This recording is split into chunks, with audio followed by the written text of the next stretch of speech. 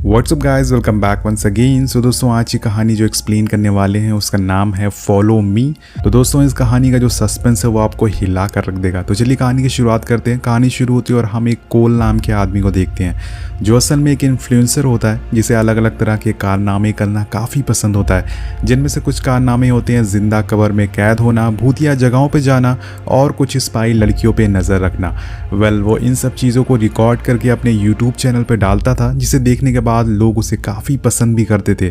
और यही वजह थी कि वो आज एक स्टार बन चुका था और आज उसके चैनल के 10 साल पूरे हो गए हैं। और यही वजह है कि उसने अपने फैंस के लिए एक ऑनलाइन पोल रखा है जिसमें उसके फैंस उसे चैलेंज देंगे और जिस चैलेंज को सबसे ज़्यादा वोट मिलेगा वो और उसकी टीम उस चैलेंज को पूरा करेगी। अब कोल की टीम में 5 लोग होते हैं जिनके नाम होते हैं डैश, समांथा, थॉमस और उसकी गर्लफ्रेंड एरिन। कुछ ही पल बाद कोल के फैंस ने उसे एक चैलेंज दिया है कि अगर उसे सबसे ज़्यादा वोट मिले तो वो मॉस्को में बने हुए एक स्केप रूम में जाएगा जो कि असली में बहुत ही खतरनाक है। और जब इस बारे में डैश को पता चलता है तो वो बताता है कि मैं उस इंसान को काफ़ी क्लोजली जानता हूँ। वो दरअसल रशिया का काफ़ी अमीर आदमी है जिसका नाम है एलेक्सी और उसने हमारे लिए एक स्केप रूम बनवाया है और ये हमारा पहला स्केप रूम से काफ़ी ज़्यादा डरावना और ग्रैंड होगा। और उसने इस स्केप रूम को एक हॉस्पिटल की जगह बनवाया है जिसे वहाँ के लोग काफ़ी भूतिया कहते हैं, क्योंकि पहले वहाँ पागल लोगों को शॉक दिया जाता था जिसमें बहुत सारे लोगों की जान भी चली गई थी। अब 5 लोग अपना सफ़र शुरू करके रशियन एयरपोर्ट पर उतरते हैं, लेकिन वहाँ डैश को गार्ड पकड़ लेते हैं उसके कारनामों की वजह से, क्योंकि वो एयरपोर्ट पे कुछ तूफानी करने की सोच रहा था। अब कोल उन गार्ड को समझाने की कोशिश करता है, इसने कुछ नहीं किया, लेकिन उन गार्ड्स को रशियन नहीं आती थी जिस वजह से वो कोल को समझ नहीं पा रहे थे। और इसी दौरान वहाँ पर एक आदमी की एंट्री होती है और इसी का नाम होता है एलेक्सी। ये वही है जिसने इन लोगों को यहाँ पर बुलाया है और स्केप रूम तैयार किया है। एलेक्सी उन गार्ड्स को अपना कार्ड दिखाता है और कहता है कि तू जानता है ना मेरा बाप कौन है। और फिर क्या था दोस्तों, वो डैश को छोड़ देते हैं और इसके बाद सभी लोग एक होटल में आ जाते हैं जो असल में उसी का होटल होता है। अब रात होने पर इन लोगों को एक पार्टी में जाने का इन्विटेशन मिलता है जो एलेक्सी की तरफ से ही था। अब सारे लोग पार्टी में पहुंचते हैं और खूब एंजॉय करते हैं, लेकिन तभी एक गैंग के लोग कोल की गर्लफ्रेंड के साथ बदतमीजी करने लगते हैं जिसमें उनकी और उस गैंग के बीच में हाथापाई हो जाती है और दूसरी गैंग का लीडर बहुत ही गुस्सा हो जाता है और अभी के लिए तो वो यहाँ से चला जाता है, लेकिन जाते जाते वो कहता है कि मैं तुम्हें छोड़ूंगा नहीं। और ये एक रशियन गैंग होती है। अब इन सब की वजह से कोल और सभी दोस्तों का मूड खराब हो जाता है और अगले दिन कोल अपनी गर्लफ्रेंड के साथ होटल के बाहर जाता है थोड़ा घूमने के लिए और वहाँ वो लोग एलेक्सी के दिए हुए पैसे पे ही एंजॉय कर रहे थे। वो दोनों एक रेस्टोरेंट जाते हैं जहाँ पे कोल फिर से अपना व्लॉग रिकॉर्ड करना शुरू कर देता है। अब घर आने के लिए वो लोग एक टैक्सी लेते हैं, पर अब उनके पास पैसे खत्म हो गए थे और इस वजह से वो टैक्सी वाले से डॉलर के बदले रशियन करेंसी एक्सचेंज करते हैं। लेकिन जब वो रेस्टोरेंट में खाना खा रहे होते हैं तो वेटर उनसे कहता है कि सर आपको पेमेंट करने की कोई ज़रूरत नहीं है, एलेक्सी ने आपकी पेमेंट कर दी है। और तभी उसके पास जो पैसे होते हैं उसमें से एक नोट गिरता है, लेकिन कोल उस नोट को इग्नोर कर देता है।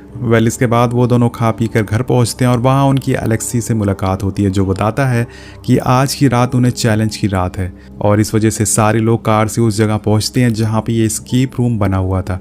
ये बाहर से तो काफ़ी सिंपल लग रहा था, लेकिन पिक्चर अभी बाकी है मेरे दोस्त। कोल लाइव आता है और अपने दोस्तों को इस चैलेंज के बारे में अपडेट देता है और कहता है कि फाइनली हम इस स्केप रूम को पूरा करने जा रहे हैं। और आगे वो उसे स्केप रूम का रूल बताता है जो कि काफ़ी नॉर्मल होते हैं। रूल ये होता है कि कोल को अपने दोस्तों को ढूंढना होता है और जो कि स्केप रूम में अलग अलग जगह पर कैद होंगे, लेकिन उसे ये एक फिक्स टाइम पर करना था, पर वो इस बात से अनजान होता है कि इसमें उसके दोस्तों की जान भी जा सकती है। तो इसके आगे कहानी काफ़ी ज़्यादा थ्रिल होने वाली है। अब चैलेंज शुरू होता है और कोल के पास 2 गार्ड आते हैं जो उसके मुंह पर एक काला कपड़ा डालते हैं और उसे एक अजीब से रूम में छोड़ देते हैं। अब जब कोल उस कपड़े को अपने मुंह से हटाता है तो देखता है कि उसके सामने एक लाश पड़ी हुई है जिसके पीठ पर क्रॉस का मार्क है। वो अपनी नज़रें घुमाता है तो उसके चारों तरफ अंधेरा दिखता है। वो अपने दोस्तों को आवाज़ लगाता है और फिर वो भी उसे आवाज़ लगाते हैं। वो समझ जाता है कि उसके दोस्त आसपास ही हैं। अब उसे अपने दोस्तों को बचाना है, लेकिन जिस रूम में वो था वो पूरी तरह से लॉक्ड होता है, यानी कि अब उसे इसकी चाबी ढूंढनी होगी। और इसी दौरान वो टाइमर देखता है जिसमें 1 घंटे का टाइम सेट है, मतलब 1 घंटे के अंदर उसे अपने दोस्तों को बचाना होगा। वो रूम की की ढूंढना चालू कर देता है और उसे उस रूम में काफ़ी सारे शूज़ मिलते हैं जिसमें उसे की तो नहीं मिलती। अब यहाँ वो लाश को दोबारा देखता है और समझ जाता है कि कीज़ उसी लाश के अंदर हैं। लाश के साइड में उसे एक चाकू रखा हुआ मिलता है जिसकी मदद से वो उसके पेट को काट कर उसके अंदर से की निकाल लेता है और खुद को उस रूम से आज़ाद करता है।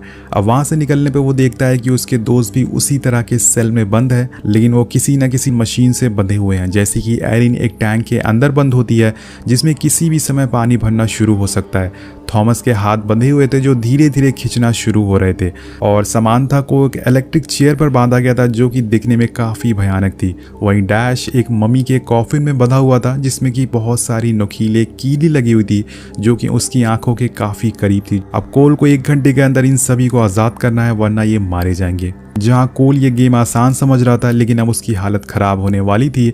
अब यहाँ पर दोस्तों डैश और थॉमस कोल को देख के काफ़ी खुश हो रहे थे क्योंकि वो इस एस्केप रूम को पार करने के लिए काफ़ी एक्साइटेड थे।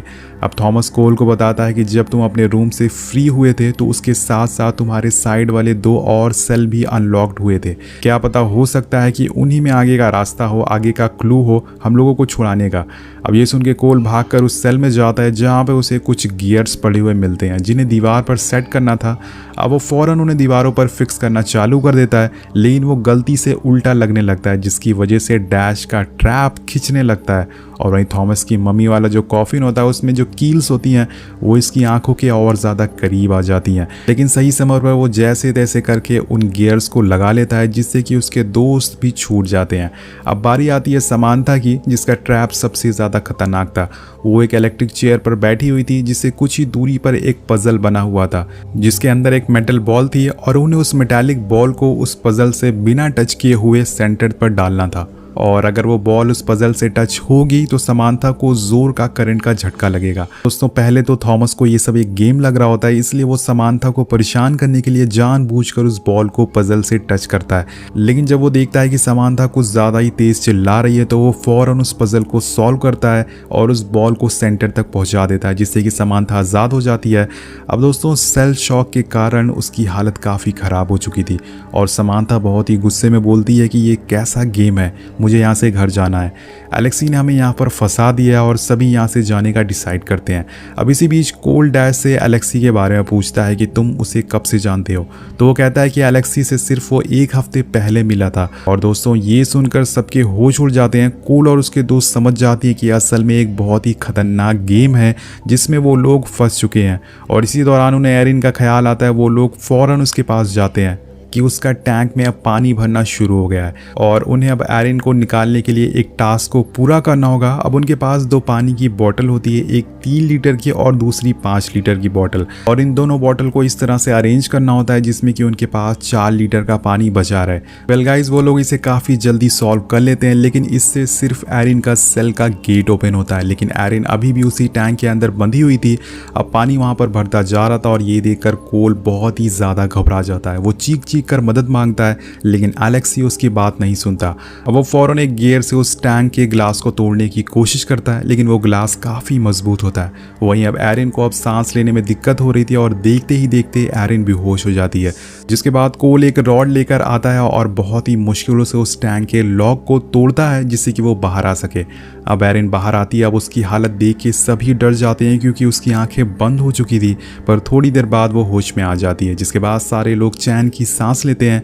लेकिन अब आगे इन लोगों के साथ कुछ बहुत ही बड़ा होने वाला है। ध्यान से देखिएगा दोस्तों, सीन शिफ्ट होता है और वो सारे लोग अब वहां से बाहर आते हैं, लेकिन वो यहाँ बाहर आने की बजाय एक और एस्केप रूम में आ जाते हैं जहाँ उन्हें दीवारों पर खून के धब्बे मिलते हैं जो कि बिल्कुल ताज़े लग रहे थे। अब क्योंकि उनके पासपोर्ट भी एलेक्सी के पास थे, जिस वजह से वो लोग कंट्री को छोड़कर भी नहीं भाग सकते थे। लेकिन तभी उन्हें एक दरवाज़ा दिखता है जिसे खोलने पर वो लोग बाहर आ जाते हैं और यहाँ मिलता है उन्हें एक और ख़तरनाक ट्विस्ट। वहाँ पर दोस्तों उन्हें वही गैंग के लोग मिलते हैं जिससे कि पार्टी में उनसे लड़ाई हो गई थी। अब कोल ये देखकर समझ जाता है कि इसी बंदे ने एलेक्सी को मार दिया है और खून के धब्बे उसने जो देखे थे वो एलेक्सी के थे, और साथ में वो लोग एलेक्सी की गर्लफ्रेंड को भी मार देते हैं उन्हीं के सामने, और ये देखकर सभी की फट के फ्लावर हो जाती है। इसके बाद वो गैंग के लोग कोल और उसके दोस्तों को एक कार में बैठाकर दूसरी जगह लाते हैं और शुरू होने वाला था असली खेल। अब जब कोल की आँख खुलती है तो खुद को एक अंधेरे कमरे में पाता आता है और उसके सामने खून से सने हुए इंस्ट्रूमेंट मिलते हैं। अगले ही पल वहाँ एक आदमी आता है जो उसे बताता है कि वो अब उसकी मौत का लाइव स्ट्रीम करेगा डार्क वेब पर, जिससे कि वो काफ़ी प्रॉफिट कमाने वाला है क्योंकि कोल एक काफ़ी बड़ा सेलिब्रिटी है और साथ साथ में अब वो उसके दोस्तों के साथ भी वही चीज़ें करने जा रहा था। अब वो लोग उसे वहीं छोड़कर चले जाते हैं। अब कोल उसी रूम की खिड़की से अपने दोस्त समांथा को देखता है जिसकी उन लोगों ने आंखें निकाल ली थी और उसका गला काट के बहुत ही बेरहमी से उसे मार डाला था। अब ये सब देख के उसकी रूह कांप जाती है और वो खुद को फ्री करने की सोचने लगता है। अब वो उन जंजीरों को तोड़ लेता है और वहाँ से एक वेंट के जरिए भागना चालू कर देता है। इसी दौरान उसे अपना दूसरा दोस्त डैश दिखता है जिसे वो लोग कर रहे थे। देखता है कि उन लोगों ने डैश के दोनों हाथ काट लिए हैं और उसे जान से मारने वाले हैं, लेकिन तभी कोल की गलती से आवाज़ निकल जाती है और वो गैंग वाले उसे देख लेते हैं और तभी कोल उस वैन के ज़रिए आगे बढ़ना चालू कर देता है और बड़ी मुश्किलों से एग्जिट डोर तक पहुंच जाता है। पर वो देखता है कि उसके डोर पर एक डिजिटल लॉक लगा हुआ है जिसे खोलने के लिए एक कोड की ज़रूरत होती है। और इसी दौरान कोल का ध्यान टैक्सी वाले के दिए हुए उस नोट पर पड़ता है जो उसने पैसे देते वक्त दिए थे। अब वो उस कोड को उस लॉक पर डालता है जिससे कि शॉकिंगली वो गेट ओपन हो जाता है। अब कॉल को ये सब काफ़ी अजीब लग रहा था, लेकिन वो कुछ और सोच पाता कि उसके सामने वही ड्राइवर आ जाता है जिसने कि उसे ये नोट दिया था। वो ड्राइवर उसे बताता है कि मैं तुम्हारी मदद करना चाहता हूँ, लेकिन जिन लोगों ने ये एस्केप रूम बनाया है वो मुझ पर नज़र रखे हुए हैं, जिस वजह से मैं कुछ नहीं कर पाया। इसके बाद वो उसे अपनी कार की चाबियां देता है और यहाँ से भागने को कहता है। तभी वहाँ पर गैंग के मेंबर आ जाते हैं जो ड्राइवर को पकड़कर अंदर ले जाते हैं और वहीं कोल कार को स्टार्ट करता और वहाँ से भागने की सोचता है, लेकिन तभी वो डिसाइड करता है कि वो अपने दोस्तों को छोड़कर यहाँ से नहीं जाएगा। वो दोबारा उसी जगह पे वापस आता है और अंदर जाता है और उसे अपना दोस्त थॉमस दिखता है जिसे वो छुड़ा लेता है। पर तभी उसे एक गार्ड देख लेता है जो उनकी तरफ भाग कर आने लगता है और अचानक से वो थॉमस को एक लिफ्ट शाफ्ट में गिरा देता है जिससे कि दोनों की मौत हो जाती है। यहाँ दोस्तों एक एक करके कोल के सभी दोस्त मरते जा रहे थे और वो कुछ भी नहीं कर पा रहा था। अब आगे कोल एक रूम के बाहर जाता है जहाँ उसे एलेक्सी दिख जाता है, यानी कि वो अभी मरा हुआ नहीं है।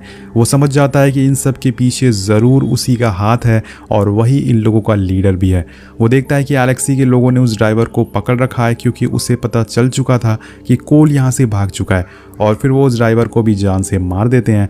अब कोल ये सब देखकर बहुत ही ज़्यादा डर जाता है और वहाँ से अपनी जान बचाकर भाग जाता है, लेकिन तभी भागते हुए उसे एक रूम में एरिन दिखती है जिसे लाइव स्ट्रीम पर मारा जा रहा था। अब कोल सामने वाले आदमी पर बंदूक तान देता और कहता है कि एरिन को छोड़ दो वरना मैं तुम्हें जान से मार दूंगा। ये सारी चीज़ें लाइव स्ट्रीम चल रही थी दोस्तों, लेकिन वो आदमी उसकी बात नहीं सुनता और उसी के सामने उसकी गर्लफ्रेंड को जान से मार देता है। अब यही देखकर कोल पूरी तरह से टूट जाता है। जहां वो एस्केप रूम को एंजॉय करने आया था, लेकिन आज यही एस्केप रूम उसकी मौत का कारण बन चुका था। अब इसके आगे वो कुछ और सोचता कि तभी वहां पर दो गार्ड्स आ जाते हैं जो उठा के उसे एक रूम में बंद कर देते हैं।